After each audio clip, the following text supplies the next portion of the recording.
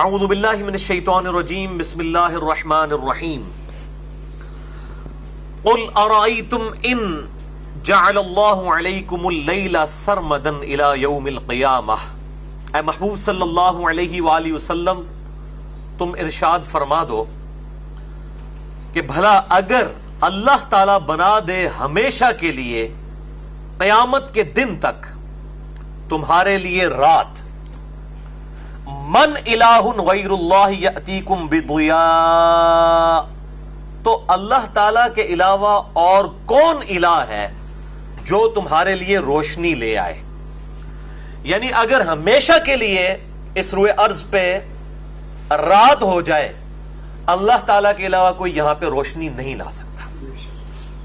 روشنی تو بڑی دور کی بات ہے، یہ جو زمین اپنے ایکسس کے گرد 23.5 کے اینگل کے ساتھ روٹیٹ کر رہی ہے، اس اینگل کے اوپر جو اس کی موومنٹ ہے اس کی وجہ سے ہی موسم بدلتے ہیں، اور سورج کی جو زمین کے ساتھ ریلیشن شپ ہے، زمین کی اورینٹیشن ود رسپیکٹ ٹو سن، اس کے ساتھ یہ سارے معاملات چل رہے ہیں۔ وہ صرف اینگل ہی ڈسٹرب ہو جائے تو زمین کے موسم بدل جائیں، اور اگر خدا نہ خواستہ اللہ تعالیٰ سورج کو ختم کر دے اور ہمیشہ کے لیے رات کو زمین کے اوپر کر دے تو زمین پہ کوئی بھی زیرو زندہ نہیں رہ سکتا، کیونکہ زمین کے اوپر جو زندگی ہے وہ اس خوراک کی وجہ سے ہے جو اس زمین سے پیدا ہوتی ہے، اور اس زمین کو جو خوراک والا معاملہ چل رہا ہے زمین کا، وہ سورج کی وجہ سے ہے۔ سورج کی روشنی کی وجہ سے فوٹو سنتھسس، جسے ہم ضیائی تالیف کہتے ہیں، اس کی وجہ سے پودے اپنی خوراک تیار کرتے ہیں۔ پودوں کی اپنی نشو و نما بھی سورج کی روشنی کی وجہ سے ہے۔ اسی جو روشنی کی وجہ سے خوراک جو پودوں کی بنتی ہے اور پودے خود پروان چڑھتے ہیں، ان پودوں کو ہم کھاتے ہیں، انہی کو جانور کھاتے ہیں، جانوروں کا گوشت ہم کھاتے ہیں۔ یہ پورے کا پورا جو فوڈ سائیکل ہے وہ سورج کے اوپر ڈیپینڈنٹ ہے۔ اگر سورج ختم کر دیا جائے یا سورج کچھ عرصہ کے لیے غائب ہو جائے اور ہمیشہ کے لیے رات آ جائے دن کی بجائے، تو زمین پہ کوئی زندگی بھی قائم نہیں رہ سکتی، کیونکہ ظاہر ہے کہ پودے اپنی خوراک نہیں بنا سکیں گے، اور جب خوراک ختم ہو جائے گی تو ظاہر ہے کہ زندگی ختم ہو جائے گی۔ تو اس جملے کی سینسٹیوٹی اور اس جملے کی حساسیت اور کریٹیکلٹی جو آج ہم پہ کھل کے سامنے آئی ہے، آج سے پہلے نہیں آئی تھی۔ پہلے تو لوگ زیادہ زیادہ یہ سوچتے ہوں گے کہ یار سورج نہیں ہوگا، رات ہوگی تو ہم روشنی کے بغیر کام کیسے کریں گے۔ پہلے تو لوگوں کو یہ چیزیں نہیں پتا تھی کہ یہ سائنٹیفک جو فیکٹس ہیں، فزیکل فینومینا آف نیچر، یہ سب کے سب سورج کے اوپر ڈیپینڈنٹ ہیں۔ اب ذرا اس جملے کو اگر غور سے سنیں کہ اے محبوب صلی اللہ علیہ وآلہ وسلم بھلا ان سے فرماؤ کہ بھلا بتاؤ تو اگر اللہ تعالی ہمیشہ کے لیے قیامت کے دن تک کے لیے تم پر رات ہی کر دے، من الہ غیر اللہ، اللہ کے علاوہ اور کون الہ ہے، یأتیکم بضیاء، کہ تمہارے لیے روشنی لے آئے، افلا تسمعون، کیا تم سنتے نہیں ہو؟ یعنی یہ اتنا ایک کریٹیکل فینومینا ہے، اتنا یونیورسل ٹروتھ ہے، اس کے اوپر غور و تفکر کرو۔ اور پھر ساتھ ہی سائملٹینیس کنٹراسٹ، قل ارائیتم ان جعل اللہ علیکم النہار سرمدا الی یوم القیامہ، اے محبوب صلی اللہ علیہ وآلہ وسلم ان سے ارشاد فرماؤ بھلا بتاؤ تو کہ اگر اللہ تعالی قیامت کے دن تک کے لیے ہمیشہ ہمیش کے لیے تم پر دن کو قائم کر دے، من الہ غیر اللہ یأتیکم باللیل تسکنون فیہ، تو اللہ کے علاوہ اور کون الہ ہے جو تمہارے لیے رات لے آئے کہ تم اس میں آرام کر سکو۔ افلا تبصرون، کیا تمہیں یہ باتیں سجھانے کے لیے کافی نہیں ہے، تم دیکھتے نہیں ہو؟ اب یہ بھی بہت امپورٹنٹ چیز ہے، پورا دن بھی کوئی شخص سویا رہے، اس کی جو جسم کی ریکوائرمنٹ ہے اس وقت تک پوری نہیں ہوگی جب تک کہ رات کے وقت میں آرام نہ کرے۔ یہ تو اب سائنٹیفکلی کئی چیزیں سامنے آ رہی ہیں کہ رات کے وقت ہمارے جسم سے ایسے ہارمونز نکلتے ہیں جو ہمارے جسم کے اندر قوت مدافعت والا معاملہ ہے اس کو سپورٹیو ہوتے ہیں، اور وہ دن کو سونے سے مسئلہ حل نہیں ہوتا۔ ایک تو ہمارا سب کا کامن ایکسپیرینس ہے کہ آپ پورا دن سوئے رہے ہیں تو تھکاوٹ نہیں اترتی، لیکن رات کے اوقات میں 4 سے 5 گھنٹے بھی کوئی آرام کر لے تو اس کی تھکاوٹ اتر جاتی ہے. یہ تو وہ چیز ہے جو ہم فزیکلی آبزرو کرتے ہیں. کئی ایک ہڈن چیزیں ہیں جو سائنٹیفک فیکٹس کی وجہ سے نون ہے اب، کہ رات کے اوقات کے اندر جو سونا ہے وہ دن کی اوقات کے اندر سونا اس کے مقابلے میں کبھی ہو ہی نہیں سکتا. کیونکہ رات کے وقت جو شخص آرام کرتا ہے وہ اللہ تعالیٰ نے رات کو چونکہ جبلی طور پر اور فزیکل فینومینا آف نیچر کے کانٹیکسٹ میں بنایا ہی اس اعتبار سے ہے کہ انسان کے جسم کو راحت ملتی ہے رات کے وقت سونے سے. اسی لیے جو لوگ شفٹوں میں جابز کرتے ہیں آپ دیکھیں گے اکثر ان میں سے لوگ جو ہیں وہ وقت سے پہلے بوڑھے ہو جاتے ہیں، اور اس کی کئی ایک ریزنز ہیں. ان میں سے ایک یہ بھی ہے کہ چونکہ دن کا ٹائم جو ہے یہ اللہ تعالیٰ نے تگ و دو کے لیے بنایا ہے، فکر معاش کے لیے، اور رات کا وقت جو ہے وہ سونے کے لیے. تو جب نیچر کو بدلا جائے گا تو اس کے نیگیٹو ایفیکٹس سامنے آئیں گے. تو اللہ تعالیٰ فرماتا ہے کہ اگر ہم قیامت کے دن تک کے لیے تم پر ہمیشہ کے لیے دن ہی دن کر دیں، اللہ کے علاوہ کون سا الہ ہے جو تمہارے لیے رات لے آئے کہ تم اس میں آرام کر سکو. وَمِن رَحْمَتِهِ جَعَلَ لَكُمُ اللَّيْلَ وَالنَّهَارَ، یہ اسی کی رحمتوں میں سے ہے کہ جو اس نے رات اور دن کو بنایا. لِتَسْكُنُوا فِيهِ، کہ رات کے اندر تم سکون حاصل کرو نیند کے ذریعے، وَلِتَبْتَغُوا مِن فَضْلِهِ، اور دن کے اوقات کے اندر اس کا فضل تلاش کرو، یعنی معاش والا معاملہ کرو، وَلَعَلَّكُمْ تَشْكُرُونَ، اور تاکہ تم اس کے شکر گزار بن سکو. یعنی اللہ تعالیٰ کی شکر گزاری یہ الٹیمیٹ ریکوائرمنٹ ہے اللہ تعالیٰ کی اپنے بندوں سے. ایک تو شکر گزاری یہ ہے کہ انسان اپنے زبان سے شکر ادا کرے، ایک ہے فزیکلی اس کے اعضاء شکر ادا کریں. اللہ تعالیٰ کی نعمتوں کے جواب میں اس کے اعضاء اللہ تعالیٰ کی نافرمانی نہ کریں. دی بیسٹ ڈیفینیشن شکر کی یہ ہے کہ جس اللہ نے آنکھیں دی ہیں ان آنکھوں کا شکر یہ ہے کہ ان آنکھوں کے ساتھ اللہ کی نافرمانی نہ ہو. جس اللہ نے جو ہے وہ کان دیے ہیں ان کانوں کے ساتھ اللہ کی نافرمانی نہ ہو. جس اللہ نے ہاتھ دیے ہیں ان ہاتھوں کے ساتھ اللہ کی نافرمانی نہ ہو. اسی طریقے سے جتنے اعضاء ہیں انسان کے جسم میں یہ سب کے سب اللہ تعالیٰ کے تابع فرمان ہو جائیں تو یہ فزیکل پریکٹیکل شکر گزاری ہے. صرف کوئی جو ہے وہ شکر الحمدللہ کہتا رہتا ہے یا اللہ تعالیٰ کی حمد اور تسبیحات بیان کرتا رہتا ہے اور کرتوت اس کے جو ہیں وہ برے ہیں، نافرمانی والے ہیں، تو یہ شکر تو اللہ تعالیٰ کو ایکسیپٹیبل ہی نہیں ہے. یہ تو اس شخص کی مثال ہے کہ جیسا کوئی شخص جو ہے وہ گاڑی ڈرائیو کرتے ہوئے کیپ لیفٹ کہہ رہا ہو اور اس کا اسٹیئرنگ جو ہے وہ رائٹ کی طرف جا رہا ہو تو ٹھوک دے گا سامنے آنے والی گاڑی کو. اگر وہ 2 وے ٹریفک ہے اس روڈ کے اوپر تو صرف زبان سے کہنے کے کہ لیفٹ رہنا ہے یا امریکہ میں رائٹ پہ رہنا ہے تو وہ اس سے کام نہیں چلے گا، بلکہ فزیکلی اس کے اوپر ایکٹ بھی کرنا ہوگا. تو یہ 1 وے ٹریفک نہیں ہے. گاڈ کو جو رسپانس کرتا ہے اللہ تعالیٰ اس کو پھر رسپانس فرماتا ہے. تو یہ بہت زبردست چیز ہے کہ یہ اللہ کی رحمتوں میں سے ہے دن اور رات کا آنا جانا. اور یہ جو آلٹرنیٹیولی اللہ تعالیٰ نے یہ سائیکل طے کیا ہے یہ انسان کے اختیار میں نہیں ہے. زمین و آسمان کی ساری مخلوقات مل کے رات سے پہلے دن کو نہیں لا سکتی، دن سے پہلے رات کو نہیں لا سکتی. اس پہ ہمارا کوئی اختیار ہی نہیں ہے. ہمارا زیادہ سے زیادہ سائنس جو ڈیل کرتی ہے وہ ڈسکوریز کے ساتھ کرتی ہے کہ ہم ڈسکور کر لیتے ہیں کہ اچھا یہ ایسے ہوتا ہے. کیسے ہو رہا ہے؟ وہ کہتے ہیں فزیکل فینومینا آف نیچر، اور اسی کے پیچھے خدا ہے. اس پہ میں نے بڑا ڈیٹیل لیکچر دیا ہے، مسئلہ number 128. God is only and alone creator of this universe. خدا ہی واحد اور یکتا پیدا فرمانے والا ہے اس کائنات کا. اس کائنات میں جتنے بھی فزیکل فینومینا ہیں ان کی ایکسپلینیشن صرف گاڈ ہے. God is the only explanation of all the physical phenomena in this universe. اس کائنات میں ہونے والا ہر جو فزیکل فینومینا ہے جو ہم آبزرو کرتے ہیں اس کی واحد ایکسپلینیشن یہ ہے کہ خدا کے کرنے سے ہو رہا ہے. انسان کے تو اختیار میں کچھ بھی نہیں. ہم تو صرف ڈسکور کرتے ہیں، دریافت کرتے ہیں کہ ایسا ہوتا ہے. ہم دریافت کرتے ہیں کہ جی پودے جو ہیں وہ فوٹو سنتھسس کے ذریعے اپنی خوراک تیار کرتے ہیں. ہم دریافت کرتے ہیں کہ جی پودے جو ہیں یہ پھلتے پھولتے ہیں جو وہ بارش کی وجہ سے، اور بارش زمین کے اندر جاتی ہے جذب ہو کے نمکیات کے ذریعے. یہ ساری چیزیں ڈسکوریز ہیں. ہمارا اس میں کوئی کنٹریبیوشن تو کچھ بھی نہیں ہے. اس نیچر میں جو کچھ ہو رہا ہے ہم اس کو صرف آبزرو کر کے آگے بیان کر رہے ہوتے ہیں، اس سے زیادہ کچھ بھی نہیں. تو یہ سب کی سب چیزیں اللہ تعالیٰ کے اختیار میں ہیں. انسان کے کرنے سے نہ تو یہ چیزیں بدل سکتی ہیں اور نہ انسان اتنی ترقی کرنے کے باوجود ان چیزوں کو اپنے اختیار میں لے سکتا ہے. انسان بڑا لاچار ہے.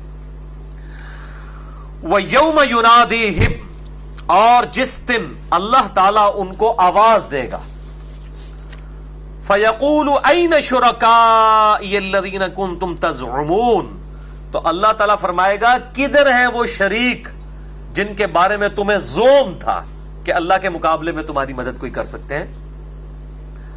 وَنَزَعْنَا مِن كُلِّ أُمَّةٍ شَهِيدًا، اور ہم ہر امت میں سے ایک گواہ کو اٹھائیں گے، یعنی وقت کے پیغمبر کو گواہی دینے کے لیے اپنی امتوں کے خلاف کہ انہوں نے آپ کی بات مانی ہے نہیں. فَقُلْنَا هَاتُوا بُرْهَانَكُمْ، پھر ہم امتوں سے کہیں گے لاؤ اپنی کوئی دلیل ہے ان پیغمبروں کے مقابلے پر. ان پیغمبروں نے تو اپنا پیغام پہنچا دیا تھا، تم نے ہی نافرمانی کی. ہاتوا برہانکم فعلموا ان الحق للہ، پھر قیامت والے دن وہ جان لیں گے کہ بے شک حق اللہ ہی کے ساتھ ہے، اللہ ہی کے لیے ہے. وضل عنہم ما كانوا یفترون، اور ان کے ہاتھوں سے ہر وہ چیز جاتی رہے گی جو دنیا میں وہ جھوٹ باندھا کرتے تھے. یہاں پہ لوگوں نے کتنی امیدیں لگائی ہوئی ہیں. کتنے جو ہے وہ پیر صاحبان ہیں وہ کہتے ہیں آپ ہمارے سلسلے میں مرید ہو جائیں، ہم تو اس وقت تک جنت میں داخل نہیں ہوں گے جب تک آپ کو ساتھ نہ لے جائیں. اور بھائی آپ کو کسی نے گارنٹی دی ہے کہ آپ نے بھی جنت میں جانا ہے کہ نہیں؟ جنت کی گارنٹی جن لوگوں کو بائی نیم ملی ہے وہ تو بڑے تھوڑے سے لوگ ہیں جن کو نبی صلی اللہ علیہ وآلہ وسلم نے جنت کی بشارت دی ہے. اور آپ صلی اللہ علیہ وآلہ وسلم کے بعد ڈیفینیٹلی آپ کسی بھی بڑے سے بڑے شخص کے لیے دعویٰ نہیں کر سکتے کہ وہ جنتی ہے، چاہے اس نے دین کی بہت بڑی خدمت بھی کی ہو. کوئی دعویٰ نہیں کر سکتا. اور پھر اس سے بڑا دعویٰ کر دینا کہ آپ اس سلسلے میں بیعت ہو جائیں تو یہ ہو جائے گا اور وہ ہو جائے گا، یہ دعویٰ جو شخص کرتا ہے نا جی، آپ سمجھ لیں کہ وہ قرآن حکیم میں جو آیا نا کہ شیاطین جنوں میں سے بھی ہیں اور انسانوں میں سے بھی. یہ جو انسانوں میں سے شیاطین ہیں ان کی پریکٹیکل مثال یہ لوگ ہیں جو اتنا بڑا، کیونکہ یہ تکبر والا دعویٰ ہے، یہ شیاطین ہی کر سکتے ہیں. شیطان نے تکبر والا دعویٰ کیا تھا، یہ دعویٰ تو اور کوئی نہیں کر سکتا. جامعہ ترمذی میں صحیح سند کے ساتھ حدیث ہے، سیدنا عثمان غنی رضی اللہ تعالیٰ عنہ علیہ السلام امیر المؤمنین، وہ جب قبرستان جایا کرتے تھے تو اتنا روتے تھے کہ ان کی داڑھی تر ہو جاتی تھی. ان سے پوچھا گیا کہ آپ آخرت اور قیامت کے ذکر کے اوپر اس قدر آپ کے اوپر رقت طاری نہیں ہوتی، یہ قبرستان والے معاملے میں ایسا کیوں ہو جاتا ہے؟ تو انہوں نے کہا کہ میں نے نبی صلی اللہ علیہ وآلہ وسلم سے یہ بات خود سنی تھی کہ آخرت کی منزلوں میں سے پہلی منزل قبر ہے، جس کی یہ منزل صحیح ہوئی اس کی اگلی منزلیں آسان ہوتی چلی جائیں گی، اور جس کی یہ منزل پھنس گئی اس کی اگلی منزلیں اس سے مشکل در مشکل ہوتی جائیں گی. والعیاذ باللہ تعالی. اللہم انی اعوذ بک من عذاب جہنم ومن عذاب القبر ومن فتنة المحیا والممات ومن شر فتنة المسیح الدجال. آمین. اللہم اجرنا من النار، اللہم اجرنا من النار، اللہم اجرنا من النار. اللہم من احییتہ منا فاحیہ علی الاسلام ومن توفیتہ منا فتوفہ علی الایمان. آمین. یہ وہ لوگ ہیں جن کو جنت کی گارنٹیاں ملی ہوئی ہیں. عقل نہ ہوئے تھے موجہ ہی موجہ، عقل ہوئے تھے سوچا ہی سوچا. سیدنا عثمان ان خوش نصیب اصحاب میں سے ہیں جنہیں 3 دفعہ جنت کی بشارت ملی ہوئی ہے. اس کے باوجود چونکہ ان کو عقل تھی، ان کے ڈرنے کا مقام یہی تھا. اور جن لوگوں کو عقل نہیں ہے وہ آپ ان کی آپ گفتگو سنیں، وہ کہتے ہیں جناب اللہ تعالیٰ چاہے تو چھوٹی سی بات پہ بخش سکتا ہے، لیکن یہ کبھی نہیں کہتے ہوئے آپ کو سنائی دیں گے کہ یار اللہ تعالیٰ چاہے تو چھوٹی سی بات پہ پکڑ بھی سکتا ہے، بندے کو ہر وقت ڈرتے رہنا چاہیے. یہ کوئی نہیں کرتا بات. کتنی بڑی بےایمانی ہے. اور اپنے ساتھ بےایمانی، کسی کے ساتھ کیا. وہ جی ایک بدکار عورت تھی، صحیح بخاری میں حدیث ہے کہ اس نے پیاسے کتے کو اپنے موزے میں پانی پلا دیا تھا، اللہ نے اس کو بخش دیا. تو یہ پہلی بات ہے، یہ قرآن میں کہاں پہ یہ واقعہ بیان کر کے اللہ تعالیٰ نے کہا کہ میرا کرائیٹیریا یہی ہے کہ بدکاریاں کرو اور کتوں کو پانی پلا دو تو بخشے جاؤ گے، یہ رول ہے. وہ جی اللہ تعالیٰ چھوٹی سی نیکی پہ بھی بخش سکتا ہے. اچھا آپ کا کون سا دعویٰ ہے کہ آپ کی کون سی ایسی چھوٹی نیکی ہے جس کے بارے میں آپ کو گارنٹی مل گئی ہے کہ اس کی وجہ سے اللہ تعالیٰ آپ کے سارے گناہ معاف کر دے گا؟ بتائیے. اور اسی بخاری اور مسلم میں حدیث ہے کہ ایک بڑی نیکوکار عورت تھی، اس نے ایک بلی کو قید کر دیا اور وہ بھوکی پیاسی مر گئی. نبی صلی اللہ علیہ وآلہ وسلم نے فرمایا کہ وہ عورت دوزخ میں ہے. نیکوکار ہونے کے باوجود اس کی چھوٹی سی غلطی کسی انسان کے ساتھ نہیں ایک جانور کے ساتھ کی ہوئی ایسی گرفت میں آئی کہ وہ دوزخ میں. تو اللہ تعالیٰ چھوٹی سی بات میں پکڑ بھی لیتا ہے. اب اس صدی سے وہ یہ رزلٹ نہیں نکالیں گے, وہ کہیں گے تکیرا نیکیاں دا کوئی فائدہ نہیں, اللہ تعالیٰ چاہے نکی جی گالتے پھاڑ بھی لے گا. اس وقت بھائی جی نیکیاں کرنے کا کی فائدہ ہے؟ مطلب آپ ایک بات کریں گے, اب وہ اپنی ڈاکٹرائن ہی انہوں نے بدل لی. تھوڑی دیر پہلے ڈاکٹرائن کچھ اور تھی, تھوڑی دیر بعد اور ہوگی. تو یہ ساری باتیں صرف اللہ تعالیٰ کی رحمت اور غضب سے متعلق بیان کی جاتی ہیں, اس لیے تاکہ لوگ جو ہیں وہ ایکسٹریم رویوں پر نہ جائیں. یہ ایز اے رول بیان نہیں کی جاتی ہیں. اگر یہ ایز اے رول ہوں تو پھر تو نہ دنیا میں انبیاء کے آنے کا کوئی فائدہ ہے, نہ کتابوں کا کوئی فائدہ ہے. پھر نعوذ باللہ من ذالک جو پورا قرآن پاک دھمکیوں سے بھرا پڑا ہے, یہ پھر ساری کی ساری دھمکیاں فضول ہے. نعوذ باللہ من ذالک. پھر تو ٹھیک ہے جی, چھوٹی تھوڑی آپ نیکیاں کرو. وہ تو آپ کو پتا ہے آج کل لوگ حرام کی کمائی سے ہاسپٹل بنا رہے ہیں, حرام کی کمائی سے وہ جناب این جی اوز بنا رہے ہیں, حرام کی کمائی سے وہ اتنے لوگوں کو کھلا پلا رہے ہیں, اور لاکھوں لوگ وہ کہتے ہیں ہمارے دسترخوان چلتے ہیں. بھائی ان دسترخوانوں سے آپ ماشاءاللہ عوام کو تو دھوکہ دے سکتے ہیں, لیکن ان دسترخوانوں کے ساتھ آپ اللہ تعالیٰ کو تو نہیں دھوکہ دے سکتے, کیونکہ اللہ تعالیٰ کا تو کرائٹیریا بالکل ڈیفرنٹ ہے. اللہ تعالیٰ تو حلال کے بغیر اس طرح کے معاملات کو قبول ہی نہیں فرماتا. اسی کانٹیکسٹ میں ایک کراس ریفرنس کے طور پہ آیت ابھی میرے ذہن میں آئی, کیونکہ اسلام آباد والے درس میں آج کل سورہ طٰہٰ چل رہی ہے, تو وہاں پہ پچھلے ہفتے یہ آیت آئی تھی. آپ کا جو یہ بلو والا قرآن پاک ہے, اس میں 318 نمبر پیج آپ نکال لیں. پیج نمبر 318 سورہ طٰہٰ آیت نمبر 82. اس میں آپ کو بالکل جو ڈاکٹرائن ہے کتاب و سنت کی وہ کلیئر ہو جائے گی توبہ کے معاملے میں, کہ اللہ تعالیٰ کس کی توبہ کو قبول فرماتا ہے. پیج نمبر 318 سورہ طٰہٰ آیت نمبر 82. اعوذ باللہ من الشیطان الرجیم, بسم اللہ الرحمن الرحیم.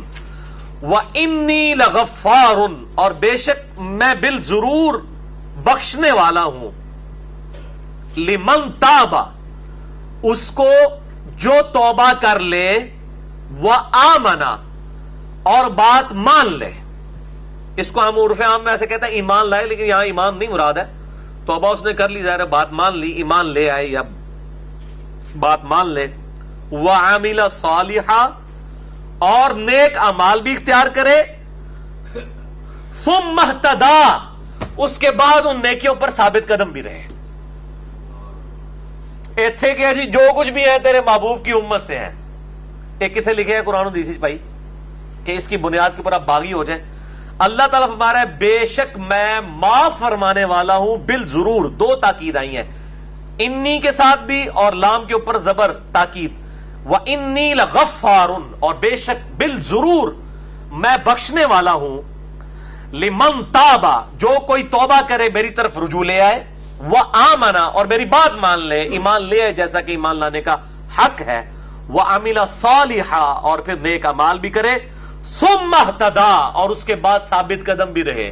یہ نہیں ہے کہ جمعے کے جمعے مسجد میں داخل ہو رہا ہے, باقی پورا ہفتہ چھٹی, رمضان کے رمضان مسجد میں آ رہا ہے, باقی پورا سال چھٹی. نہیں, ثابت قدم رہے, اس کو بخشنے والا ہوں. یہ تو کرائٹیریا. اب مجھے بتائیں پورے قرآن میں یہ کرائٹیریا کہاں پہ ہے کہ آپ پوری ڈٹائی کے ساتھ نافرمانی کرتے رہے, بدماشیاں کرتے رہے, حرام خوریاں کرتے رہے, لوگوں کا حق غصب کرتے رہے, اور پھر اللہ تعالیٰ آپ کی چھوٹی سی نیکی کے اوپر بخش دے گا؟ یہ کوئی کانسیپٹ قرآن حکیم کے اندر موجود نہیں ہے. یہ میرا چیلنج ہے.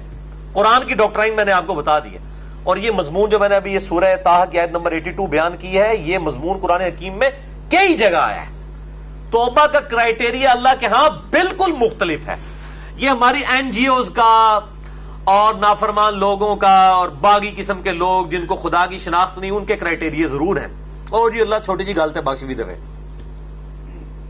کیونکہ عقل نہ ہوئے تھے موجے ہی موجہ. ان کو عقل کوئی نہیں, اس لیے موجے مار رہے, اور جن کو عقل ہے وہ تو پھر ڈرتے رہتے ہیں ہر وقت. آپ سیدنا ابو بکر, عمر, عثمان و علی رضی اللہ عنہم اجمعین وعلیہم السلام, ان کا ایٹیچیوڈ دیکھ لیں کیا تھا. ان کو چونکہ عقل تھی, ان کو پتا تھا کہ ہمیں جنت کی بشارت ضرور ملی ہوئی ہے, لیکن اللہ تعالیٰ اپنے معاملات میں اتنا سخت ہے کہ بخاری و مسلم کی متفق علیہ حدیث ہے کہ قیامت والے دن انبیاء بھی نفسا نفسی کر رہے ہوں گے، سوائے ہمارے محبوب صلی اللہ علیہ وآلہ وسلم کے کوئی شخص انیشلی امن میں نہیں ہوگا۔ جہاں پر انبیاء نفسا نفسی کر رہے ہوں اوتھے تواڈے بزرگاں نوں کسی کھنگڑ بھی نہیں دینا۔ یہ پنجابی چ میں ٹرانسلیشن کر سکنا کہ جہاں انبیاء نفسا نفسی کر رہے ہوں، بخاری اور مسلم کی حدیث ہے، حدیث شفاعت مسئلہ نمبر 88B میرا 1.5 گھنٹے کا حدیث شفاعت پہ ریکارڈڈ ہے، جسے شوق ہو تو وہ دیکھیں کہ انبیاء کرام پر اس وقت کیا گزر رہی ہوگی۔ ادھر آپ یہ دعویٰ کریں کہ ہم جناب جنت میں نہیں جائیں گے جب تک کسی کو ساتھ نہ لے جائیں، تو اس کا مطلب ہے آپ اپنے بزرگوں کے بارے میں عقیدہ رکھتے ہیں کہ شاید ان کے جو اللہ تعالیٰ کے نزدیک فضائل ہیں وہ انبیاء کرام علیہ السلام سے بھی زیادہ ہے۔ تو اصل مسئلہ یہ ہے کہ آپ جو ہے وہ کتاب و سنت کی تعلیمات سے ہی غافل ہیں، تو ٹھیک ہے آنکھیں کھل جائیں گی۔ جو مولا علی رضی اللہ تعالیٰ عنہ علیہ السلام کا قول ہے کہ انسان سویا ہوا ہے، جب مر جائے گا تو جاگ جائے گا۔ اوہ یہ کیا ہو گیا، اصل زندگی تو یہ تھی، تو یہی کچھ ہی ہونا ہے۔ یعنی لوگوں نے بڑی بڑی امیدیں لگائی ہوئی ہیں، ترا کٹ چھڑنا ہے، دنیا میں بھی نکل آتا ہے۔ کئی لوگ ہیں مطلب ان کو بتایا جاتا ہے کہ بھائی یہ سیلاب آنے والا ہے، گورنمنٹ نے اناؤنسمنٹ کر دی ہے، پانی یہاں پہنچ چکا ہے، او جی پہلے بھی آندا ہے ایتھے تک نہیں پہنچتا، جب وہ پھر پانی گزر جاتا ہے تو پھر روتے رہتے ہیں کہ یار یہ کیا ہو گیا۔ تو یہ اوہ والا معاملہ ہے، بڑا خطرناک معاملہ ہے۔ نستعین باللہ ونتوکل علیہ وحسبنا اللہ ونعم الوکیل ولا حول ولا قوة الا باللہ العلی العظیم، آمین۔ اب میرے بھائیو سورۃ القصص کا کہ آخری جو 2 رکوع ہیں ان میں سے سیکنڈ لاسٹ جو رکوع ہے یہ ایک بڑا انٹرسٹنگ واقعہ ہے۔ سیدنا موسیٰ علیہ نبینا علیہ الصلوۃ والسلام کے زمانے میں ایک شخص تھا جس کا نام تھا قارون، جسے اللہ تعالیٰ نے بہت دولت کے ساتھ نوازا تھا، بنی اسرائیل میں سے تھا، نیکوکار بھی تھا، اللہ نے اس کو نوازا بھی، لیکن پھر دولت کی فراوانی کی وجہ سے وہ بگڑ گیا اور موسیٰ علیہ السلام کا مخالف بن گیا، نعوذ باللہ من ذالک۔ اور یقین کریں یہ جو سٹوری ہے یہ اس کو سٹوری نہ سمجھیے گا، ایک ریالٹی ہے، اور یہ آج تک اسی طریقے سے قائم ہے۔ آج بھی لوگوں کا وہی ایٹیچیوڈ ہے جو اس زمانے میں امیر لوگوں کے بارے میں لوگوں کا ایٹیچیوڈ ہوا کرتا تھا۔ ان قارون کان من قوم موسیٰ، بے شک قارون قوم موسیٰ میں سے تھا، فبغى علیہم، تو اس نے ان پر سرکشی کی، وآتیناہ من الکنوز، اور ہم نے اس کو خزانے دیے تھے، ما ان مفاتحہ لتنوء بالعصبۃ اولي القوہ، کہ جس کی چابیاں، اس کے خزانوں کی چابیاں ایک بہت بڑی طاقتور جماعت کی کمروں کو جھکا دیتی تھی۔ یعنی بڑے بڑے اونٹوں پر اس کی جو چابیاں لدی ہوتی تھی، اس کے خزانوں کی جو آپ سمجھ لیں انوینٹری تھی، ان گیٹس کی چابیاں جن اونٹوں پر لدی ہوتی تھی ان کی کمریں بھی جھک جاتی تھی، اتنی دولت ہم نے اس کو عطا فرمائی تھی۔ اذ قال له قومه، جب کہا اس کی قوم نے اس سے، لا تفرح، مت شیخی بگاڑ، ان اللہ لا يحب الفرحین، بے شک اللہ تعالی شیخی بگاڑنے والوں کو، اترانے والوں کو پسند نہیں فرماتا۔ وابتغی فیما آتاک اللہ الدار الآخرہ، اور طلب کر اس مال کے ذریعے جو تجھے اللہ نے دیا ہے آخرت کا گھر، یعنی اللہ کے ڈیوائن بینک میں جمع کروا، اللہ کی راہ میں خرچ کر، اس سے آخرت خرید تو۔ ولا تنسى نصیبک من الدنیا، اور دنیا میں اس میں سے اپنا نصیب فراموش مت کر۔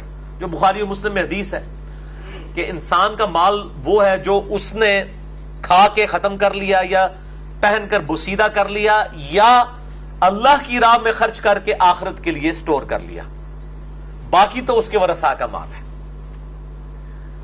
تو اس دنیا کے مال میں سے نصیب جو ہے، یعنی لوگوں کو پہ خرچ کر کے غرباء پہ آخرت میں اپنا حصہ کر، وَأَحْسِن كَمَا أَحْسَنَ اللَّهُ إِلَيْكَ، اور احسان کر اس مال کے ذریعے غرباء پر جس طرح اللہ نے تجھ پر احسان کیا ہے۔ وَلَا تَبْغِ الْفَسَادَ فِي الْأَرْضِ، اور مت خواہش کر زمین میں فساد مچانے کی۔ ان اللہ لا يحب المفسدین، بے شک اللہ تعالیٰ فساد کرنے والوں کو پسند نہیں فرماتا۔ یہ بہت کریٹیکل ٹاپک ہے. مسئلہ نمبر 51 میرا ریکارڈڈ موجود ہے. فتنہ مال، دنیا پرستی کی مذمت اور اس کا علاج، جس میں نے قرآن حکیم سے 11 آیات کراس ریفرنسز کے طور پہ اور 17 صحیح الاسناد احادیث صحیح بخاری اور صحیح مسلم سے بیان کی ہیں اسی کانٹیکسٹ کے اندر. اب میں وہ احادیث اور آیات یہاں پر کور کروں پھر 1.5 گھنٹہ چاہیے. مسئلہ نمبر 51 اہل سنت پاک.com ہماری ویب سائٹ پہ آپ دیکھ سکتے ہیں. اب قارون کو جب لوگوں نے سمجھایا کہ بھائی اس کو اللہ کی راہ میں خرچ کر، کم از کم جو ڈیٹم لیول کے اوپر زکات والا معاملہ ہے وہ تو دے، تو بجائے یہ کہ وہ اپنی اصلاح کرتا، وہ آگے سے کیا کہتا ہے؟ قال انما اوتیتہ علی علم. وہ کہنے لگا کہ مجھے تو یہ جو کچھ ملا ہے اپنے علم کی وجہ سے، میری صلاحیتیں ہیں، میں نے دن رات ایک کیا ہے، میں بڑا سمجھدار ہوں، میں بڑا چلاک ہوں، میں نے بڑے طریقے کے ساتھ بزنس کیا، یہ تو میری علم کی وجہ سے مجھے ملا ہے. علی علم عندی، جو میرے پاس ہے. اولم یعلم ان اللہ قد اہلک من قبلہ من القرون. کیا اس نے یہ بھی نہ سوچا کہ اللہ تعالیٰ نے اس سے پہلے کئی قوموں کو ہلاک کر دیا. من ہوا اشد منہ قوتا واکثر جمعا، جو قوت میں بھی اور جمعیت میں بھی، مال جمع کرنے میں یا اسباب جمع کرنے میں قارون سے بھی بڑھ کے تھے، اللہ تعالیٰ نے ان کو بھی ہلاک کر دیا. قارون کو یہ گمان نہ ہوا کہ یار میری دولت بھی ایک دن ختم ہو جانی ہے. ولا یسأل عن ذنوبہم المجرمون، اور اللہ تعالی نے ان مجرموں سے ان کے گناہوں کے بارے میں دریافت بھی نہ کیا. یعنی بالکل ایگزیکٹو ڈیسیژن سنا کے اللہ تعالیٰ نے ان کو تباہ و برباد کر دیا. فخرج علی قومہ فی زینتہ، تو ایک دن قارون پوری ٹھاٹ کے ساتھ، زیب و زینت کے ساتھ، پوری شان و شوکت کے ساتھ، آج کے دور میں آپ سمجھ لیں اپنی وہ لینڈ روور کے اندر 3 پیس سوٹ پہن کے، اور اس زمانے میں وہ گون پہن کے اور اپنے اس جتھے میں خوبصورت قسم کے اونٹوں پہ بیٹھ کے جب نکلا. قال الذین یریدون الحیات الدنیا، تو کہنے لگے وہ لوگ جو دنیا کی زندگی کے آرزومند تھے، پاکستانی قوم سیدھی طریقے سے، انہوں نے جب دیکھا کہنے لگے یا لیت لنا مثل ما اوتی قارون، کاش ہمیں بھی اس قسم کی دولت ملتی جو اللہ نے قارون کو دی ہے. انہ لذو حظ عظیم، بے شک یہ تو بڑا خوش نصیب ہے جس کے پاس اتنی دولت ہے. دیکھو اللہ کا ہی کرم ہے، چاہے وہ حرام کے ذریعے کمایا ہے یا جو کچھ مرضی ہے، وہ عام لوگ تو یہی دیکھ رہے ہوتے ہیں جناب یہ تو اللہ کا بڑا کرم ہے. یعنی لوگوں کے نزدیک کرائٹیریا یہ ہے کسی کے پاس دنیا میں بڑا سٹیٹس آ جانا، مال آ جانا، یہ کرائٹیریا ہے کہ اللہ تعالیٰ کا بڑا اس پہ فضل و کرم ہے. اللہ کے نزدیک تو یہ کرائٹیریا نہیں ہے، ورنہ تو اللہ تعالیٰ اپنے انبیاء کو اس معاملے میں یہ کرتا. بخاری اور مسلم کی حدیث ہے، نبی علیہ السلام نے فرمایا کہ میری خواہش ہے کہ محمد اور آل محمد صلی اللہ علیہ وآلہ وسلم کو بس اتنا ہی رزق دیا جائے کہ ان کی روح اور جسم کا رشتہ برقرار رہے، سبسسٹنس لیول کے اوپر. اور بخاری اور مسلم دونوں میں حدیث ہے، نبی صلی اللہ علیہ وآلہ وسلم سیدہ حفصہ اور عائشہ سے رضی اللہ تعالی عنہما وعلیہم السلام سے جب ناراض ہوئے اور آپ نے ایلا والا فرمایا معاملہ اور گھر کی چھت پہ چڑھ گئے 1 مہینے کے لیے، تو اسی دوران سیدنا عمر ملنے کے لیے آئے تو نبی صلی اللہ علیہ وسلم اپنی مبارک چٹائی پہ لیٹے ہوئے تھے. تو آ کے نبی صلی اللہ علیہ وسلم سے سیدنا عمر نے دل لگی کی کہ آپ کا موڈ ٹھیک کیا جائے، چونکہ آپ ناراض تھے اپنی بیویوں پہ. تو آپ صلی اللہ علیہ وآلہ وسلم سے کافی باتیں انہوں نے کی. آپ صلی اللہ علیہ وسلم اٹھے اور سیدنا عمر نے دیکھا کہ آپ کے جسم مبارک پہ چٹائی کے نشان ہیں. یہ بخاری مسلم دونوں میں حدیث ہے. یعنی اوپر کرتا بھی نہیں تھا، صرف تہمت باندھی ہوئی تھی آپ صلی اللہ علیہ وآلہ وسلم نے. سیدنا عمر نے رونا شروع کر دیا، یا رسول اللہ صلی اللہ علیہ وآلہ وسلم، کیسر و کسرا، رومن اور پرشین امپائر کے ہیڈز دنیا کے مزے لوٹ رہے ہیں اور آپ اللہ کے رسول ہو کے اس حال میں ہیں. تو آپ صلی اللہ علیہ وآلہ وسلم نے فرمایا، اے عمر، دنیا کی حقیقت لگتا ہے تم پہ بھی ابھی تک نہیں کھلی. سیدنا عمر سے، کیا تم اس بات پہ خوش نہیں ہو کہ کیسر و کسرا دنیا کے مزے لوٹے اور ہم آخرت کی سعادت لوٹ لیں؟ یہ آپ صلی اللہ علیہ وآلہ وسلم نے اس موقع پر ارشاد فرمایا. یہی چیزیں تھیں جنہوں نے پھر خلفائے راشدین کا قبلہ سیدھا رکھا ہوا تھا. سیدنا عمر نے بالکل ڈنڈے کے زور کے اوپر جو قوم کو سیدھا چلایا ہے. دنیا کو 3 طلاقیں دی ہوئی تھی انہوں نے، جنہوں نے اپنے نبی کی صحبت میں یہ چیزیں لرن کی ہوئی تھی، ان کا پھر ایٹیچیوڈ یہی ہونا تھا. اسی حدیث میں آتا ہے آپ صلی اللہ علیہ وآلہ وسلم نے فرمایا کہ اللہ کی قسم مجھے تم سے یہ خطرہ نہیں ہے کہ تم میرے بعد بت پرستی کی طرف، شرک کی طرف لوٹ جاؤ، بلکہ مجھے خطرہ ہے کہ میرے بعد دنیا کے خزانے تم پر کھول دیے جائیں گے. اور بخاری مسلم کی اور حدیث میں آتا ہے کہ پھر تم دنیا کی محبت میں ایک دوسرے کو قتل کرو گے، اور پھر جس طرح اگلی قومیں ہلاک ہوگی تم بھی ہلاک کر دیے جاؤ گے. وَلِعَوْذُ بِاللَّهِ تعالی. اور وہی ہوا ہے، آپ دیکھ لیں. یعنی آپ صلی اللہ علیہ وسلم کی وفات کے 7-8 سال کے بعد رومن اور پرشین امپائر مسلمانوں کے قدموں میں ڈھیر ہو چکی تھی. خربوں، آج کے خربوں ڈالرز مسلمانوں کو سالانہ جزیہ ملتا تھا رومن اور پرشین امپائر سے. کوئی امیجن بھی نہیں کر سکتا. 3 بر اعظموں میں مسلمانوں کی حکومت پہنچ چکی تھی، ان لوگوں کی کہ جن کے پاس 2 وقت کی روٹی نہیں ہوتی تھی. بخاری اور مسلم کی حدیث ہے، نبی صلی اللہ علیہ وآلہ وسلم کی وفات تک اما عائشہ رضی اللہ تعالیٰ عنہ کہتی ہیں کہ ہماری حالت تھی بعض اوقات 1 مہینے، بعض اوقات 2، بعض اوقات 3 مہینے تک ہمارے گھر چولہا ہی نہیں جلتا تھا، اور 2 کالی چیزوں کھجور اور پانی پہ گزارا ہوتا تھا. اور کھجوریں بھی یہ نہ سمجھیں کہ کوئی پیٹیوں کے حساب سے، 2 کھجوریں صبح، 2 شام کے وقت، 1 میٹھے پانی کا پیالہ صبح اور 1 شام، کیونکہ اس وقت میٹھا پانی بھی ایشو تھا، بڑی دور سے بھر کے لانا پڑتا تھا. تو یہ آپ صلی اللہ علیہ وآلہ وسلم کی تربیت تھی. اور جب پھر امت عیاشیوں میں پڑی، پھر آپ دیکھ لیں کہ صرف مسلمان حکومت رہ گئی، اسلام والے معاملات جو ہے وہ چند ایک ظواہر تک رہ گئے، اور پھر اللہ تعالیٰ کی طرف سے عذاب کے کوڑے اس امت کے اوپر پڑے، اور جن کی باقیات ابھی تک موجود ہیں. تو یہ ہمیشہ سے اس طریقے سے ایٹیچیوڈ رہا ہے. مسئلہ نمبر 51 میں میں نے یہ ساری احادیث الحمدللہ بیان کی ہیں. کتنا خوش نصیب ہے یہ قارون. یہ کن لوگوں نے کہا جو دنیا کی زندگی کے طلبگار تھے، جو وقال الذین اوتوا العلم، اللہ اکبر، اور وہ لوگ کہنے لگے جن کے پاس العلم تھا. Simultaneous contrast. علم والوں کا ایٹیچیوڈ کیا ہوتا ہے؟ علم کے میدان میں جذبات کی کوئی حیثیت نہیں ہوتی. آپ جذبات تو کہہ رہے ہیں واقعی اللہ کا بڑا کرم ہے جناب، اتنی مال و دولت ہے، اللہ نے اتنی عزت دی ہے، لیکن علم والے لوگ جو ہیں وہ علمی پیرائی میں دیکھتے ہیں. وہ کہتے ہیں ویلکم، وہ ان کو بھی سمجھاتے ہیں تمہاری خرابی اور ستیہ ناس ہو جائے تم لوگوں کا، تم نے یہ کرائٹیریا بنا لیا ہے اللہ تعالیٰ کے حضور کامیابی کا. ویلکم ثواب اللہ خیر لمن آمن وعمل صالحا. اللہ کے حضور بہتر اجر تو ان لوگوں کے لیے ہے، ثواب، جو ایمان لے آئیں اور بات مان لیں اور نیک عمل اختیار کریں. ولا یلقاها الا الصابرون، اور یہ جو نعمت ہے بجز صبر کرنے والوں کے کسی کو نہیں ملتی. جو دنیا میں صبر کی زندگی گزارے گا اسی کے لیے آخرت کے اندر کامیابی ہے. بھائی دنیا میں تو گناہوں سے بچنے کے لیے بھی صبر چاہیے، حرام سے بچنے کے لیے بھی صبر چاہیے، نیکیوں پر استقامت کے لیے بھی صبر چاہیے. ظاہر ہے فجر کے وقت اٹھنا کوئی آسان کام ہے، گرمیوں کے روزے رکھنا آسان کام ہے،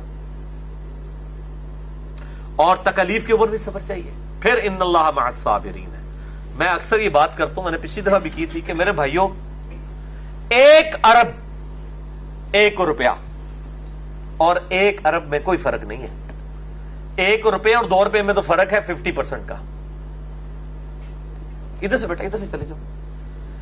1 اور 2 روپے میں تو آپ سمجھ سکتے ہیں کہ 50% کا فرق ہے، لیکن 1 ارب 1 روپیہ اور 1 ارب میں کوئی فرق ہے نیگلیجیبل. اور صحیح مسلم کی حدیث ہے کہ دنیا اور آخرت کی مثال یہ ہے کہ جیسے کوئی سمندر میں انگلی ڈبوئے، اس کے ساتھ جو پانی لگے گا وہ دنیا کی زندگی اور سمندر آخرت کی. اگر کوئی شخص 1 روپیہ ضائع کر کے 1 ارب روپیہ کما لے، وہ فائدے میں ہے یا وہ شخص فائدے میں جو 1 روپیہ خرچ کر کے 1 ارب روپیہ گوا دے؟ ظاہر ہے جو 1 روپیہ خرچ کر کے. تو یہ 1 ارب اور 1 روپے کی جو ریزیمبلنس ہے یہ بھی نہیں بنتی دنیا اور آخرت کی، کیونکہ وہ انفینٹ لائف ہے. بلکہ یہ ریشو پروپورشن تو قبر کی زندگی اور دنیا کی زندگی کا نہیں بنتا. آپ قبرستان چلے جائیں، آپ کو میجارٹی مردے ایسے ملیں گے کہ جن کی اپنی عمریں اتنی نہیں تھی، اس سے زیادہ ان کی قبر میں زندگی گزر چکی ہوئی ہے. اگر ان کی آپ ڈیتھ کی ڈیٹ نکالیں، بلکہ ابھی 8 سے آپ جو 100 سال پہلے تک لوگ مرے ہوئے ہیں ان کی اپنی عمریں تو اتنی نہیں تھی، اور جو 1400 سال یا 10,000 سال پہلے لوگ مرے ہوئے ہیں ان کی اپنی زندگی کتنی ہوگی، لیکن قبر میں اس سے زیادہ زندگی گزر چکی ہے. اور آخرت کی زندگی تو ابھی باقی ہے. صرف قیامت کا دن ہی 50,000 سال کا دن ہے. اس کے ساتھ ہی آپ کمپیئر کریں تو بندہ انبلیویبل ہے. تو اللہ تعالیٰ فرماتا ہے کہ یہ صبر کرنے والوں کے لیے ہے. ان لوگوں نے کہا فخسفنا به وبداره الارض، پس ہم نے غرق کر دیا فرعون قارون کو بھی اور اس کے گھر کو بھی زمین میں، یعنی وہ اپنی دولت کے سمیت زمین میں دھسا دیا گیا، والعیاذ باللہ تعالی۔ فما کان له من فئۃ ینصرونہ، تو کوئی ایسی جماعت نہیں تھی جو ہمارے مقابلے پہ اس کی مدد کر سکتی، من دون اللہ، اللہ کے مقابلے پر، وما کان من المنتصرین، اور نہ ہی وہ اپنا انتقام لے سکا۔ اللہ سے کون انتقام لے سکتا ہے؟ وَأَصْبَحَ الَّذِينَ تَمَنَّوْا مَكَانَهُ بِالْأَمْسِ، اب وہ لوگ جنہوں نے کل تک تمنا کی تھی کہ اسی بھی اس طرح دے امیر ہوندے، جب انہوں نے دیکھا کہ اپنی دولت کے سمیت دھسا دیا گیا زمین میں، انہوں نے صبح اس حال میں کی کہ وہ آرزو کر رہے تھے، یقولون وَيْكَأَنَّ اللَّهَ يَبْسُطُ الرِّزْقَ لِمَن يَشَاءُ مِنْ عِبَادِهِ وَيَقْدِرُ، اب پتا چلا کہ اللہ تعالیٰ جسے چاہتا ہے رزق کشادہ دیتا ہے، جسے چاہتا ہے تنگ کر لیتا ہے، یعنی رزق کا زیادہ یا کم ہونا اس کی بزرگی کی، اللہ کے حضور کامیابی کی دلیل نہیں ہے۔ لولا امن اللہ علینا لخسف بنا، اگر اللہ ہم پر احسان نہ کرتا تو ہم بھی زمین میں دھسا دیے جاتے، یعنی اگر یہ اینڈ یہی ہونا تھا قارون کا تو شکر ہے اللہ تعالیٰ نے ہمیں دولت نہیں دی ہے، اگر یہی اینڈ ہونا تھا، شکر ہے اس اللہ کا، اگر اللہ کا ہم پر فضل نہ ہوتا تو ہم بھی زمین میں دھسا دیے جاتے۔ وَيْكَأَنَّهُ لَا يُفْلِحُ الْكَافِرُونَ، اور اب پتا چلا، افسوس اب پتا چلا کہ جو ناشکرے لوگ ہیں وہ کبھی فلاح نہیں پا سکتے۔ یہ ناشکری تھی نا قارون کی، قارون کو کافر نہیں تھا، مسلمان تھا، حضرت موسیٰ علیہ السلام کا امتی تھا، بس ایک اللہ تعالیٰ کی راہ میں جو خرچ کرنے والا معاملہ ہے اس میں اس نے جو ہے وہ غلط رویہ اختیار کر لیا، والعیاذ باللہ تعالی۔ تو یہ میرے بھائیوں بہت ایک سمجھ لیں عبرت انگیز واقعہ ہے، اس بنی اسرائیل کی امت کے اندر ایک بہت بڑا واقعہ جس کو اللہ تعالیٰ نے بیان کیا ہے ہماری عبرت کے لیے۔ اب دیکھ لیں قرآن میں ہر ایک وہ واقعہ موجود ہے جس کے اندر میں سمجھتا ہوں یہ تو پاکستانی قوم کے لیے عبرت ہے، یہ جو جعلی قسم کی اور جھوٹی من گھڑت روایتیں ٹی وی کے اوپر حدیث نبوی کے نام پہ چلاتے رہتے ہیں، اس کی بجائے یہ کم از کم یہ ایک رکوع ہی جو ہے نا وہ 2-3 دن کے بعد چلا دینا تو یہ پناما والے ایشوز نہ سامنے آتے ہیں، کم از کم لوگ جھنجھوڑے تو جاتے ہیں، کیونکہ لوگوں کو مطلب آخرت کے حوالے سے کوئی شرم و حیا نہیں ہے، وہ سمجھتے ہیں دنیا کی جو دولت ہے یہ سب کچھ ہے، والعیاذ باللہ تعالی۔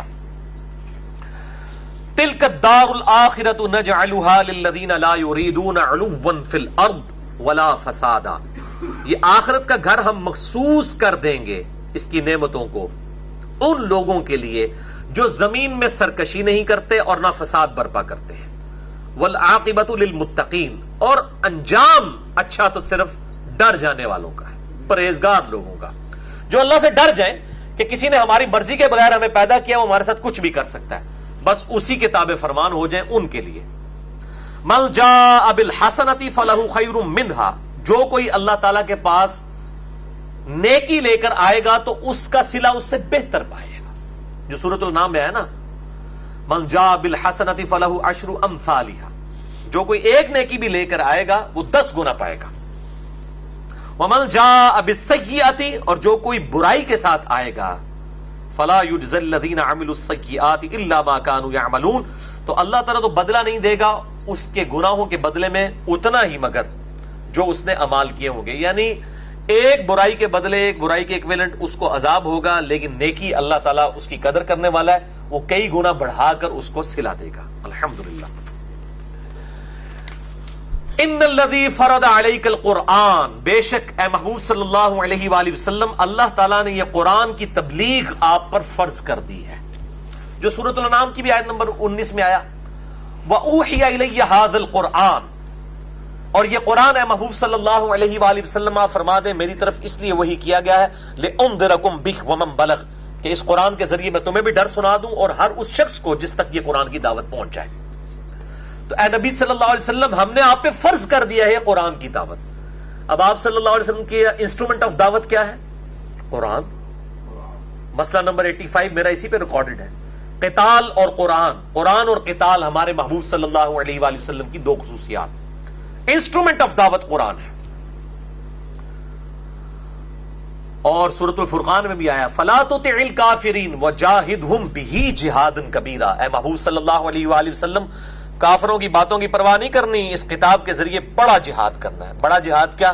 دعوت الی القرآن، قرآن کی دعوت آ گئی تو ساری چیزیں اس کے اندر ہیں۔ تو اے نبی صلی اللہ علیہ وآلہ وسلم ہم نے آپ پر فرض کیا ہے اس قرآن کی تبلیغ کو، لَرَادُّوكَ إِلَى مَعَادٍ، تاکہ اللہ تعالیٰ آپ کو وہیں پر واپس لے آئے جہاں پہ آپ چاہتے ہیں۔ یعنی آپ کو اہل مکہ نے نکالا تھا، اس دعوت قرآن کو آپ عام کریں، ایک دن آئے گا کہ آپ فاتح ہو کر مکے کی سرزمین میں واپس آئیں گے۔ اور پھر لوگوں نے دیکھا کہ 8 سال کے اندر اندر آپ صلی اللہ علیہ وآلہ وسلم فاتح کی حیثیت سے داخل ہوئے اور اپنے جانی دشمنوں کو بھی معاف کر دیا جن سے تکلیف اٹھائی ہوئی تھی۔ قُلْ رَبِّي أَعْلَمُ مَنْ جَاءَ بِالْهُدَىٰ، اے نبی صلی اللہ علیہ وآلہ وسلم آپ فرما دیجئے میرا رب خوب جانتا ہے جو ہدایت یافتہ ہو، وَمَنْ هُوَ فِي ضَلَالٍ مُبِينٍ، اور اس کو بھی جو کھلی گمراہی میں ہے۔ یہ حساب کتاب اللہ نے رکھا ہوا ہے، قیامت الدن بتا دے گا، لیکن اس دن بتانے کا فائدہ کوئی نہیں ہوگا۔ فائدہ تب ہے جب ہمیں مرنے سے پہلے ہمیں پتہ چل جائے کیا حق اور کیا باطل ہے۔ وَمَا كُنْتَ تَرْجُو أَن يُلْقَى إِلَيْكَ الْكِتَابُ، اور اے نبی صلی اللہ علیہ وآلہ وسلم آپ کو تو قطعاً یہ امید نہیں تھی کہ آپ کے اوپر کتاب نازل ہوگی، إِلَّا رَحْمَةً مِّن رَبِّكَ، محض یہ آپ کے رب کی رحمت ہے۔ فَلَا تَكُونَنَّ ظَهِيرًا لِلْكَافِرِينَ، تو دیکھیے آپ پھر کافروں کے مددگار مت بنیے گا۔ یہ بڑی اہم آیت ہے، سورہ قصص آیت نمبر 86، کہ نبی صلی اللہ علیہ وآلہ وسلم کو فرمایا جا رہا ہے کہ آپ کو کوئی قطعاً یہ امید نہیں تھی کہ آپ کو یہ کتاب دی جائے گی۔ یعنی آپ صلی اللہ علیہ وآلہ وسلم کی جب عمر مبارک 40 سال ہوئی لیونر ایئرز کے اعتبار سے اور سولر ایئرز کے اعتبار سے سمجھ لیں تقریباً کوئی 38.5 سال، اس وقت اچانک دنیا سے دل اچاٹ ہوا۔ اس سے پہلے بھی آپ اللہ کی حفاظت میں تھے، لیکن آپ صلی اللہ علیہ وآلہ وسلم کو خود نہیں پتا تھا کہ میں اللہ کا پیغمبر ہوں، جب تک کہ اللہ نے مبعوث نہیں کیا۔ اسی لیے تو بخاری مسلم میں آتا ہے جب پہلی وحی نازل ہوئی تو آپ پہ کیا کیفیت طاری ہوئی، ورنہ تو آپ صلی اللہ علیہ وسلم خوشی خوشی آتے اور کہتے کہ میں 40 سال سے جس مبارک لمحات کا انتظار کر رہا تھا وہ آ گئے۔ پھر آپ کی بیوی آپ کو ورقہ بن نوفل کے پاس لے گئی جو عیسائی عالم دین تھے، جن کے پاس پروفیسیز موجود تھیں بنی اسرائیل کی کتابوں میں سے۔ انہوں نے کہا عنقریب اللہ تعالیٰ آپ کو پیغمبر بنا کے مبعوث کرے گا، لیکن آپ کی یہ قوم جو آپ سے اتنی محبت کرتی ہے وہ آپ کو اس جگہ سے نکال دے گی۔ حضور نے کہا مجھے صادق اور امین کہتے ہیں، میں سب کی آنکھوں کا تارا ہوں، مجھے نکال دیں گے؟ انہوں نے کہا محمد صلی اللہ علیہ وآلہ وسلم آپ سے پہلے جس نے بھی اس دعوت توحید کو بلند کیا اس کے ساتھ یہی کچھ کیا گیا، آپ کے ساتھ بھی ایسا ہوگا، کاش میں اس وقت تک زندہ رہا تو میں آپ کی مدد کروں گا۔ لیکن وہ پہلے ہی فوت ہو گئے۔ یعنی آپ صلی اللہ علیہ وسلم کو نبی بنا کے اس وقت مبعوث کیا گیا، اور پھر بعد میں رسالت عام کرنے کا جو حکم آیا وہ 3 سال کے بعد آیا، اس سے پہلے صرف قریبی رشتہ داروں کے لیے حکم آیا تھا۔ تو اے نبی صلی اللہ علیہ وآلہ وسلم آپ کو قطعاً یہ امید نہیں تھی کہ یہ کتاب آپ کی طرف نازل ہوگی، بلکہ یہ تو اللہ کی رحمت ہے، تو آپ کافروں کے مددگار مت بنیے گا۔ وَلَا يَصُدُّنَّكَ عَنْ آيَاتِ اللَّهِ، اور خیال رہے وہ ہرگز نہ روکیں آپ کو اللہ کی آیات سے، بعد اذ انزلت الیک، بعد اس کے کہ وہ آیات آپ پر نازل ہو چکی ہیں، کافر آپ کو اس سے بھجلا نہ دیں اس راہ حق سے۔ وَادْعُ إِلَىٰ رَبِّكَ وَلَا تَكُونَنَّ مِنَ الْمُشْرِكِينَ، اور آپ لوگوں کو بلائیے اپنے رب کی طرف اور آپ شرک کرنے والوں میں شامل نہ ہوئیے گا۔ وَلَا تَدْعُ مَعَ اللَّهِ إِلَٰهًا آخَرَ، اور مت آپ پکاریے گا اللہ تعالیٰ کے ساتھ کسی اور الہ کو۔ لا الہ الا ہو، نہیں ہے کوئی معبود سوائے اس کے، کل شیء ہالک، ہر شے کو فنا ہے، الا وجہہ، سوائے اس ذات کے۔ ویسے لفظی ترجمہ ہے سوائے اس کے چہرے کے، یعنی یہاں پہ چہرے کی تعویل ظاہر ہے ذات کے اعتبار سے ہوگی۔ مسئلہ نمبر 41 میرا اسماء و صفات کے حوالے سے ریکارڈڈ موجود ہے، میں آج اس ڈیٹیل میں نہیں جاؤں گا۔ لہ الحکم، اسی کے لیے ہے حکمرانی، وَإِلَيْهِ تُرْجَعُونَ، اور تمہیں لوٹ کر اسی کی جانب جانا ہے۔ یہ سورۃ القصص کمپلیٹ ہوئی۔ اب یہ جو ٹاپک ڈسکس ہوا ہے، ابھی ہمارے تقریباً 10 منٹ باقی ہیں، میں چاہ رہا ہوں کہ اسی کے لیے کراس ریفرنس کے طور پہ سورہ الشورى کا آخری رکوع نکال لیں، پارہ نمبر 25 میں سورہ شورى، سورت نمبر 42، الشورى. مشورہ آپ کے اس بلو والے قرآن پاک پہ پیج نمبر ہے 489 سیکنڈ لاسٹ آیت ہے. 489 سیکنڈ لاسٹ آیت ہے سورہ الشورى, آیت نمبر 51, 52 اور 53. یہ آخری 3 آیات ہیں سورہ الشورى کی. وما کان لبشر, اور کسی بھی انسان کے لیے شایع نہیں ہے, کسی انسان کا یہ مقام ہی نہیں ہے, ان یکلمہ اللہ, کہ اللہ اس سے کلام کرے, الا, مگر یہ, وحیًا, کہ اللہ اس پہ وحی نازل فرمائے گا, او من وراء حجاب, یا پردے میں اس سے گفتگو کرے گا, جس طرح کہ حضرت موسیٰ علیہ السلام کے ساتھ کی, او یرسل رسولا, یا اس کی طرف کوئی رسول یعنی کوئی فرشتہ بھیجے. یہ 3 موڈ ہیں وحی کے, یا تو اللہ تعالیٰ اس کے دل میں القاء کرے گا, یا اللہ تعالیٰ پردے میں گفتگو کرے گا, یا اس کی طرف کوئی فرشتہ بھیجے گا. فَيُوحِيَ بِإِذْنِهِ مَا يَشَاءُ, پس وہ وحی کرے گا اس کے اذن سے جو وہ چاہے گا, یعنی وہ فرشتہ اپنی مرضی نہیں ہوگی, اللہ کی مرضی کے ساتھ وہ وحی کر دے گا اس نبی کے دل پر. اِنَّهُ عَلِيٌّ حَكِيمٌ, بے شک اللہ تعالیٰ بہت بلند ہے, حکمت والا ہے. انسان کی تو اوقات ہی نہیں ہے کہ اللہ تعالیٰ ڈائریکٹ اس کے ساتھ کلام کرے, سوائے اس کے کہ اللہ تعالیٰ اس کے دل میں وحی ڈالے, حجاب میں بات کرے, یا اس کی طرف کوئی فرشتہ بھیجے. وَكَذَلِكَ أَوْحَيْنَا, اور اسی طریقے سے اے نبی صلی اللہ علیہ وآلہ وسلم ہم نے آپ کی طرف بھی وحی کی, روحًا من امرنا, اپنی طرف سے روح, یعنی یہ قرآن, روح قدس کے ذریعے.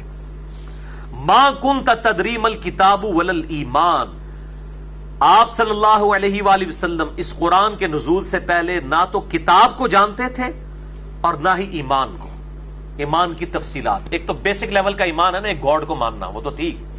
ایمان کی تفصیلات, کیا تقاضے ہیں, ان کی ڈیٹیلز کیا ہیں, اس قرآن کے نزول سے پہلے آپ نہیں جانتے تھے. ما كنت تدری ما الکتاب ولا الایمان, آپ نہ کتاب کو جانتے تھے نہ ایمان کو. ولیکن, لیکن, جعلناہ نورا نہدی بہ من نشاء من عبادنا, ہم بنا دیتے ہیں اپنی طرف سے نور ہدایت اپنے بندوں میں سے جس کے لیے چاہتے ہیں. یعنی یہ نور ہدایت آپ کی طرف آیا, جو صحیح بخاری میں حدیث ہے کہ سیدنا ابوبکر صدیق رضی اللہ تعالیٰ عنہ کا خطبہ ہے صحیح بخاری کے اندر, کتاب الاعتصام بالکتاب والسنہ چیپٹر میں, کہ انہوں نے کہا کہ نبی صلی اللہ علیہ وسلم کو اللہ تعالیٰ نے اس قرآن کے ذریعے کامل ہدایت عطا فرمائی, اور اب ہماری ہدایت کا ذریعہ بھی قیامت تک کے لیے اللہ کی کتاب ہے. تو اس نبی صلی اللہ علیہ وآلہ وسلم کو ہم نے اس کامل ہدایت تک پہنچا دیا. وجدک ضالا فہدی, ہم نے آپ کو اپنی محبت میں خود رفتہ پایا تو کمال میں ہدایت کی اعلیٰ ترین منزل تک پہنچا دیا. وَإِنَّكَ لَتَهْدِي إِلَىٰ صِرَاطٍ مُسْتَقِيمٍ, اور بے شک اے محبوب صلی اللہ علیہ وآلہ وسلم اس قرآن کی وجہ سے اب آپ بھی لوگوں کو ہدایت کی طرف رہنمائی کرتے ہیں. یعنی آپ جو ہیں وہ اِنَّا أَرْسَلْنَاكَ شَاهِدًا وَمُبَشِّرًا وَنَذِيرًا وَدَاعِيًا إِلَى اللَّهِ بِإِذْنِهِ وَسِرَاجًا مُنِيرًا, اب آپ بھی ویسے چمکدار سورج بن چکے ہیں جو لوگوں کے لیے ہدایت کا ذریعہ ہے. قرآن کے ذریعے اللہ تعالیٰ نے آپ کو کامل ہدایت عطا فرمائی, اور اب بے شک آپ بھی لوگوں کو سیدھے راستے کی طرف ہدایت دیتے ہیں. صراط اللہ الذی لہ ما فی السماوات وما فی الارض, اس اللہ کی راستے کی طرف کہ جو کچھ آسمانوں میں ہے اور جو کچھ زمین میں ہے اس کا مالک وہی اللہ ہے. الا الی اللہ تصیر الامور, آگاہ ہو جاؤ بے شک اللہ ہی کی طرف سارے کاموں کو لوٹ کر جانا ہے. یہ بھی دیکھ لیں سورہ الشورى کی کنکلوژن ہے, کتنا کریٹیکل ٹاپک ہے. وہی کے ٹاپک پہ یہ ضربہ سنام ہے قرآن حکیم کا, ایپیکس ہے کہ وہی کے موڈ کیا ہیں اور اللہ تعالیٰ کس طریقے سے اپنے نبیوں تک بات پہنچاتا ہے. میرے پاس جہلم شہر میں ایک بہت بڑے ڈاکٹر ہیں, اسکن اسپیشلسٹ, بس آپ کو پتہ چل گیا ہوگا میں کن کا ذکر کر رہا ہوں. تو وہ میرے پاس آئے اور مجھے وہ کہنے لگے, جی بیٹا علی مجھے بتائیں آپ کا کیا عقیدہ ہے. وہی جو ایک بریلوی مکتبہ فکر سے تھے نا, تو وہ ان کو بتایا جاتا ہے کہ جی وہ جو ہم لوگ ہیں وہ نبی کو پیدائشی نبی مانتے ہیں, اور یہ لوگ کہتے ہیں 40 سال بعد نبوت ملی. تو یہ وہ ساری وہ بحثیں کرنا چاہ رہے تھے. تو میں نے کنز الایمان اٹھایا, امام اعوذ بریلوی المتوفا 1340 ہجری کا ترجمہ. میں نے کہا جی یہ قرآن پاک آپ کا قرآن پاک ہے. ظاہر ہے اب تو مولویوں نے قرآن بھی تو اپنے بڑے بنا لی ہے نا, کسی کا بیان القرآن ہے تو کسی کا کنز الایمان ہے تو کسی کا ضیاء القرآن ہے. تو اس طرح ہم لوگوں کے اپنے اپنے, ہمارے نزدیک تو سارے ترجمے ایک ہی ہیں, ہم تو 19-20 کے فرق کے ساتھ کوئی فرق نہیں سمجھتے الفاظ کے چناؤ میں. میں نے کہا یہ کنز الایمان شریف ہے, سورہ الشورى کا یہ رکوع جو میں نے آپ کو پڑھایا ہے, میں نے کہا یہ میں ترجمہ لفظ بلفظ امام احمد صاحب بریلوی صاحب کا پڑھ کے سناتا ہوں, جو اس میں احمد صاحب بریلوی صاحب نے ترجمہ کیا وہ میرا عقیدہ ہے. تو جب میں ان کو یہ آیات پڑھ کے سنائی تو ان کا رنگ فاق ہو گیا. میں نے کہا جی اس سے کیا رزلٹ نکلتا ہے, آپ بتا دیجئے. پھر میں نے ان کو بتایا بھی بخاری مسلم میں حدیث ہے, سیدہ ختیجہ رضی اللہ تعالیٰ عنہ اور نبی علیہ السلام والا جو معاملہ ہوا, آپ نے کہا مجھے کمبل اڑا دو, پھر وہ آیت نازل ہوئی یا ایھا المزمل, اور یہ سارے معاملات ہوئے. میں نے کہا اگر آپ صلی اللہ علیہ وسلم کو اس حوالے سے 40 سال سے یہ انتظار ہوتا تو آپ پہ یہ کیفیت تو نہ طاری ہوتی. تو وہ خیر الحمدللہ مان گئے. اس وقت تو مان کے اٹھے, مجھے بات کا نہیں پتا, بات کا معاملہ اللہ کے سپرد ہے, لیکن اس ٹائم انہوں نے یہ بات مان لی کہ واقعی ایسا ہے. میں نے کہا اب آپ دیکھ لیں کہ پورے ایک مکتبہ فکر کو بالکل غلط عقیدہ بتایا گیا. ہاں وہ جزوی درست ہے کہ نبی مبعوث ہونے سے پہلے بھی اللہ کی حفاظت میں ہوتا ہے, اس سے گناہ کبیرہ کا ظہور نہیں ہوتا, وہ اللہ کی اسپیشل پروٹیکشن میں ہوتا ہے. لیکن مبعوث وہ اسی وقت ہوتا ہے جب اللہ تعالیٰ اسے مبعوث کرتا ہے. موسیٰ علیہ السلام کو بھی اللہ تعالیٰ نے 40 سال کی عمر میں کیا ہے. سورہ طٰہٰ میں, سورہ قصص میں پڑھ کے دیکھ لیں کہ کس طرح ڈر گئے جب ان کی پہلی ملاقات اللہ تعالیٰ کے ساتھ ہوئی حجاب کے اندر ہی. تو پھر اللہ نے فرمایا کہ ہم نے تجھے چن لیا ہے نبوت کے لیے. انہوں نے آگے سے نہیں کہا کہ ہاں یا اللہ میں تو بچپن سے انتظار کر رہا تھا کہ کب آپ سے ملاقات ہوگی. ٹھیک ہے, تو یہ اللہ تعالیٰ اسپیشل پروٹیکشن میں رکھتا ہے, لیکن مبعوث کرتا ہے. پہلے وہ ڈائنامک لائف پروفٹ گزارے ہوتے ہیں, پھر ان کو اس میں سے اٹھایا جاتا ہے تاکہ اللہ تعالیٰ چیز ثابت کرے کہ اللہ تبارک و تعالیٰ ہر چیز کے اوپر قادر ہے, وہ جو چاہے کر سکتا ہے.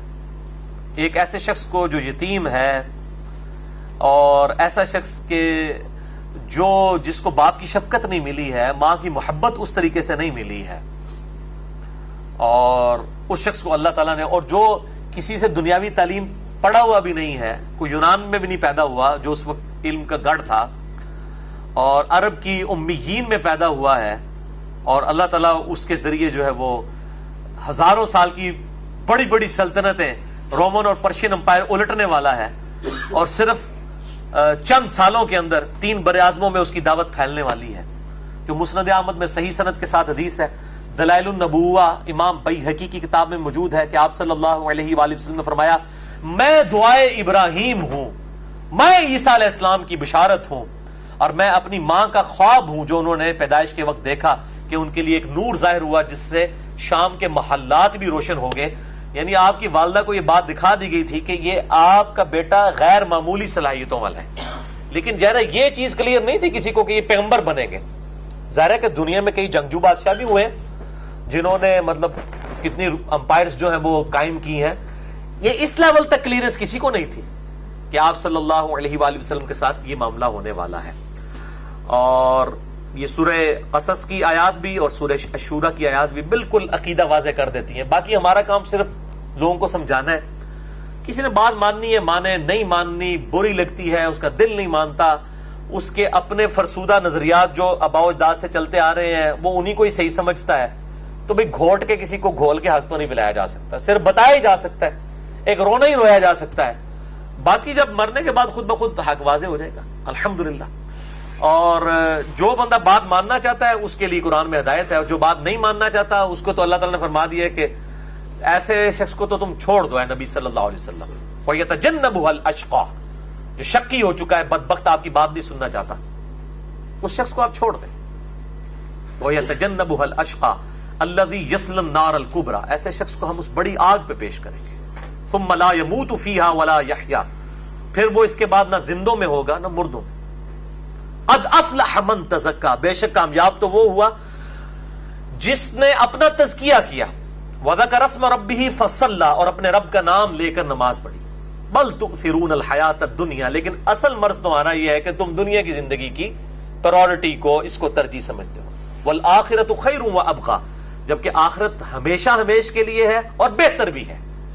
إِنَّ هَذَا لَفِي الصُّحُفِ الْأُولَىٰ, بس یہی ایک کانٹے کی بات, یہی ایک یونیورسل ٹروتھ, یہی سب سے بڑی حقیقت تھی جو پچھلے سارے صحائف میں, الہامی کتابوں میں تھی.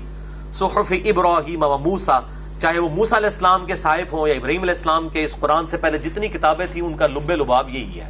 بل تؤثرون الحیات الدنیا والآخرۃ خیر وابقی ان ھذا لفی الصحف الاولی صحف ابراہیم وموسیٰ. اللہ تعالیٰ سے دعا ہے جو حق بات میں نے کہی اللہ تعالیٰ ہمارے دلوں میں راسخ فرمائے. اگر جذبات میں میرے منہ سے کوئی غلط بات نکل گئی اللہ تعالیٰ ہمارے دلوں سے ہی معاف کر دے. ہمیں کتاب و سنت کی تعلیمات پر عمل کر کے دوسرے بھائیوں تک پہنچانے کی توفیق عطا فرمائے. سبحانک اللہم وبحمدک اشہد ان لا الہ الا انت استغفرک واتوب الیک وما علینا الا البلاغ المبین. جزاکم اللہ خیرا.